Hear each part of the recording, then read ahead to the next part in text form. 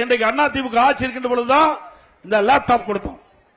பள்ளியிலே படிக்கின்ற மாணவர்களுக்கு அறிவுபூர்வமான கல்வி கிடைக்க வேண்டும் என்ற அடிப்படையில் இந்தியாவிலேயே யாரும் கொண்டு வராத அற்புதமான திட்டத்தை இதை புரட்சி தலைவி அம்மா இருக்கின்ற பொழுது அரசு பள்ளியிலே படிக்கின்ற மாணவர்கள் அறிவுபூர்வமான கல்வி விஞ்ஞான கல்வி கிடைக்க என்பதற்காக மடிக்கணினி லேப்டாப் கொடுத்தோம். ஆனா திமுக அரசு நிறுத்தப்பட்டது. வேற வழி இல்லாம நாங்கள் தொடர்ந்து சட்டமன்றத்தில் குரல் கொடுத்தோம். இது ஏழை மாணவர்கள் பாதிக்கப்பட்டு விடுவார்கள்.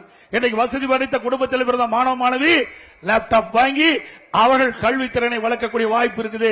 ஆனால் திறமையான மாணவர்கள் இருந்தாலும் அவர்கள் ஏழை மாணவர்களாக இருக்கின்ற காரணத்தினாலே 12,000 ரூபாய் அந்த செலவழித்து லேப்டாப் வாங்க முடியாத நிலையில இருக்கின்றார்கள். அப்படிப்பட்ட மாணவர்களுக்கு மாண்புமிகு புரட்சி தலைவி அம்மா சிந்தனையில ஒதுக்கப்பட்ட அற்புதமான திட்டம் விஞ்ஞான கல்வியை கொடுப்பதற்காக அறிவுபூர்வமான கல்வி கொடுப்பதற்காக லேப்டாப் திட்டத்தை கொண்டு வந்து தமிழ்நாடு முழுவதும் 10 ஆண்டுல 52,30,000 பேர்களுக்கு லேப்டாப் கொடுத்தோம். இதற்காக 7,350 கோடி அண்ணா திமுக அரசு நிதி ஒதுக்கீடு செஞ்சது.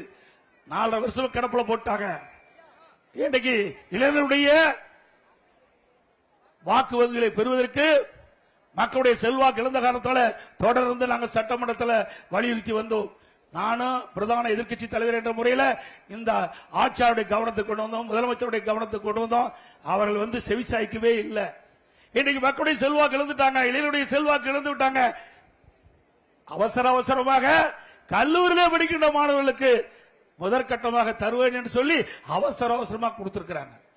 அது அந்த லேப்டாப் தரமற்ற லேப்டாப்பா இருப்பதாக நான் கேள்விப்பட்டேன். அண்ணா திமுக ஆட்சிகள் விசாரணை கமிஷன் அமைக்கப்பட்டு இதில் ஊழல் நடைபெற்றிருந்தால் சட்ட ரீதியாக நடவடிக்கை எடுக்கப்படும். மாணவர்களுக்கு கொடுக்கப்படுகின்ற லேப்டாப் தரமாக இருக்க வேண்டும். திட்டமிட்டு அதிலும் ஊழல் செய்த அரசாங்கம் திமுக அரசாங்கம் என்பதை நேரத்தில் தெரிவித்து